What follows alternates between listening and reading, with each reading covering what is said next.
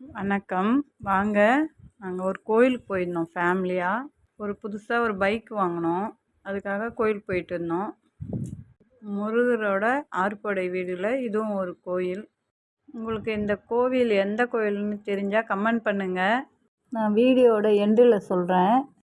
சாமி தரிசனம் பார்த்துட்டு வெளியே வந்தோடனே ஒரு வேல் இருக்குது. அந்த வேலுக்கு விபூதி பூ எல்லாம் போட்டு கற்பூரம் ஏற்றி இங்கே வந்து வேண்டுதலை வைக்கிறாங்க.